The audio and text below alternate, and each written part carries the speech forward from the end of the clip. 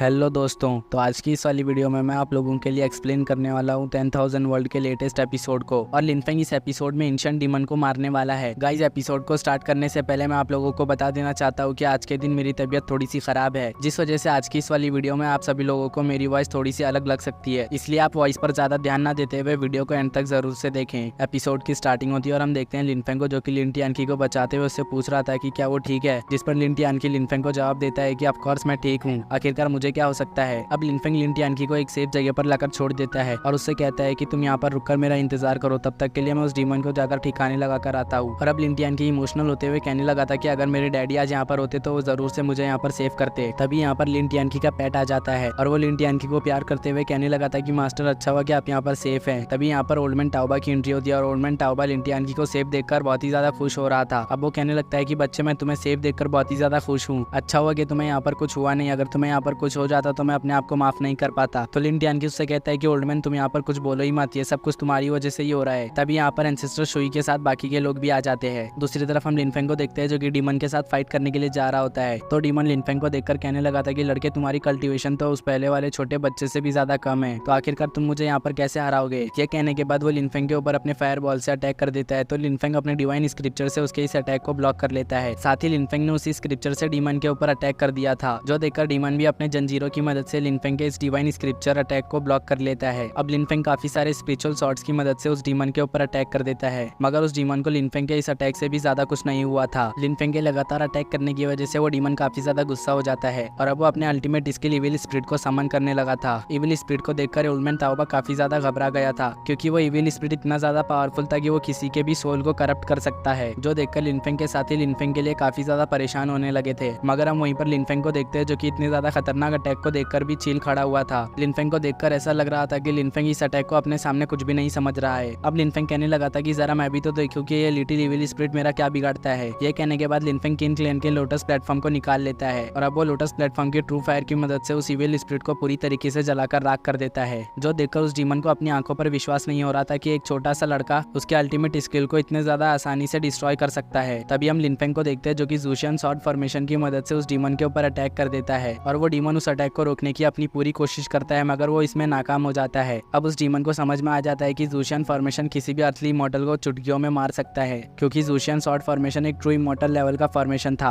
अब वो डीमन ये सब जानने के बाद यहाँ से अपनी जान बचाकर भागने की कोशिश करने लगा था, मगर लिनफेंग उसे यहाँ से भागने देता तब ना। हम देखते हैं लिनफेंग को, जो कि ज़ूशियन शॉर्ट फॉर्मेशन की मदद से उस डीमन को खत्म कर देता है, जिसके बाद हमें लिनफेंग को दिखाया जाता है, जो कि इस डीमन के साथ फाइट करने के चक्कर में काफी ज्यादा एग्जॉस्ट हो गया था, जिस वजह से वो कुछ मेडिसिन को निकालकर उसे एब्जॉर्ब कर लेता है ताकि उसकी एनर्जी पहले जैसे रिकवर हो जाए। तभी शाओटियन बाहर आकर लिनफेंग से कहने लगा था कि मास्टर, क्या आप ठीक तो है ना। जिस पर लिनफेंग कहने लगा था कि ज़ूशियन शॉर्ट फॉर्मेशन सच में बहुत ही ज्यादा खतरनाक है। इस फॉर्मेशन को मैंने अभी के लिए एक ही बार यूज किया, मगर इस फॉर्मेशन ने मेरी पूरी सारी एनर्जी को एग्जॉस्ट कर दिया, क्योंकि अभी के लिए मेरी कल्टीवेशन लेवल बहुत ही ज्यादा कम है, इसलिए मैं इस शॉर्ट फॉर्मेशन को दिन में एक ही बार यूज कर सकता हूँ। अब लिन टियानकी भागते हुए आकर लिनफेंग से पूछने लगा था कि अंकल, क्या आप ठीक है, क्योंकि अभी के लिए मुझे फील हो रहा है कि आपकी सारी एनर्जी एग्जॉस्ट हो गई है। लिन टियानकी की बातों को सुनकर शाओटियन कहने लगा था कि बच्चे, अभी के लिए मेरे मास्टर की बस थोड़ी सी एनर्जी एग्जॉस्ट हुई है, अभी भी मेरे मास्टर के अंदर इतनी ज्यादा पावर मौजूद है कि वो इस जैसे कई और डीमंस के साथ फाइट कर सकते हैं। इससे पहले कि शाओटियन और भी ज्यादा यहाँ पर कहता, लिनफेंग उसे चुप करा देता है। वहीं पर हम मिसियांग को देखते हैं, जो कि मन ही मन मुस्कुरा रही होती है, जिसको देखकर मिसियांग की छोटी बहन कहने लगी थी, सिस्टर, आखिरकार आप इतना ज्यादा ब्लश क्यों कर रही है, आखिर आपके मन में यहाँ पर क्या चल रहा है। जिस पर मिसियांग उसे चुप कराते हुए कहने लगी थी कि अभी के लिए तुम यहाँ पर खामोश हो जाओ, तुम यहाँ पर जैसा सोच रही हो वैसा बिल्कुल भी नहीं है। अब शाओटियन आकर लिन टियानकी से पूछने लगा था कि बच्चे, आखिरकार ये तुम्हारे पास फिनिक्स ब्लड लाइन कहाँ से आया। शाओटियन लिन टियानकी से ये पूछकर अपने मन में सोच रहा होता है कि अगर सच में ये बच्चा लिनफेंग का बेटा हुआ तो आखिरकार मैं फ्यूचर में क्या करूंगा। अभी वो यहाँ पर ये सब सोच ही रहा होता है कि तभी लिन टियानकी कहने लगता है कि जब मैं उस डीमन के साथ फाइट करते हुए अपनी ब्लड लाइन को बंद कर रहा था, तभी अचानक से ये फिनिक्स ब्लड लाइन मेरे अंदर एक्टिवेट हो गई। जो सुनकर ओल्ड मैन टाओबा लिन टियानकी से पूछने लगा था कि बच्चे, क्या तुम्हारी किसी फैमिली मेंबर के पास ये फिनिक्स ब्लड लाइन है। जिस पर लिन टियानकी कहता है, जहाँ तक मुझे पता है मेरी मदर की किसी भी फैमिली मेंबर के पास फिनिक्स मार्शल सोल या फिनिक्स ब्लड लाइन नहीं है। जो सुनकर लिनफेंग उससे उसके डैड के बारे में पूछता है, तो लिन टियानकी का पेट उसे बताने लगता है कि उसके मास्टर के डैड एक वर्ल्ड को प्रोटेक्ट करते हैं। अब वो कहता है कि मेरे मास्टर जब से पैदा हुए तब से मेरे मास्टर ने अपने डैड को नहीं देखा, इस वजह से मेरे मास्टर को उसके डैड के बारे में नहीं पता। जो सुनकर लिनफेंग अपने मन में सोचने लगा था कि अच्छा, तो ऐसी बात है, मुझे तो कुछ और ही लग रहा था। और अब लिनफेंग कियानकुई के बारे में सोचते हुए कहने लगा था कि मुझे नहीं पता कि आखिरकार वो कैसी होगी। वो यहाँ पर ये सब सोच ही रहा होता है कि तभी ओल्ड मैन टाओबा कहने लगा था कि आखिरकार कोई फादर इतना ज्यादा इररिस्पॉन्सिबल कैसे हो सकता है। तभी लिन टियानकी का पेट बताने लगता है कि अभी के लिए मैं मेरे मास्टर की मदर को फोर्सफुली उनके क्लैन में किसी और के साथ शादी करने के लिए फोर्स किया जा रहा है, क्योंकि मेरे मास्टर की क्लैन के एंसेस्टर अभी के लिए बहुत ही ज्यादा इंजर्ड है, जिस वजह से क्लैन धीरे धीरे कमजोर होता जा रहा है। इसलिए क्लैन के मेंबर्स चाहते हैं कि मेरे मास्टर की मदर शादी कर ले, ताकि उनके क्लैन को सर्वाइव करने के लिए एक बैकअप सपोर्ट मिल जाए। मगर मेरे मास्टर ऐसा बिल्कुल भी नहीं चाहते, इसलिए वो अपने एंसेस्टर की इंजरीज को ठीक करने के लिए इमॉर्टल ग्रास को ढूंढने के लिए इतना ज्यादा एफर्ट्स कर रहे हैं, क्योंकि अगर एक बार मेरे मास्टर के क्लैन के एंसेस्टर की इंजरीज ठीक हो जाती है तो कोई भी मेरे मास्टर की मदर को शादी के लिए फोर्स नहीं कर पाएगा। लिन टियानकी की पेट के बातों को सुनकर मिस यांग भी टियानकी के फादर के ऊपर काफी ज्यादा गुस्सा होने लगी थी। वहीं पर लिनफेंग अपने मन में क्यानकुई के बारे में सोच रहा था कि कहीं वो भी इसी सिचुएशन में तो नहीं है, इसलिए वो सोचता है कि उसे जल्द से जल्द उसके क्लैन में जाना होगा। इन सभी की बातों को सुनकर लिन टियानकी गुस्सा होते हुए कहने लगा था कि आखिरकार तुम ये सब क्या कह रहे हो, मेरे फादर एक रियल हीरो है। लिन टियानकी की बात को सुनकर ओल्डमैन टाओबा कहने लगा था कि बच्चे, तुम्हारे पास डिवाइन बॉडी है, और अगर तुम मेरे क्लैन के इनहेरिटेंस को भी पा लेते हो तो उसकी मदद से तुम अपने फादर से भी ज्यादा पावरफुल बन जाओगे। तो लिन टियानकी कहता है कि अभी के लिए मुझे तुम्हारी क्लैन की इनहेरिटेंस की कोई भी जरूरत नहीं है, अभी मुझे जिस चीज की जरूरत है वो इमॉर्टल आर्टिफैक्ट है। जो सुनकर ओल्डमैन टाओबा कहने लगा था कि क्या तुम उस डीमन टावर की बात कर रहे हो? जिस पर लिन टियानकी कहता है कि हाँ, उसी की मदद से मेरे एंसेस्टर अपनी इंजरीज को ठीक कर सकते हैं। जिस पर ओल्डमैन टाओबा कहते हैं कि बच्चे, अभी के लिए मैं तुम्हें उस डीमन टावर से दूर रहने की सलाह दूंगा, क्योंकि वो बहुत ही ज्यादा खतरनाक है। जो सुनकर लिनफेंग आगे आते हुए कहने लगा था कि तुम इसके बारे में फिक्र मत करो, मैं उस डीमन टावर को हासिल करने में तुम्हारी मदद करूंगा। लिनफेंग के ये कहते ही हमारा ये एपिसोड यहीं पर एंड हो जाता है।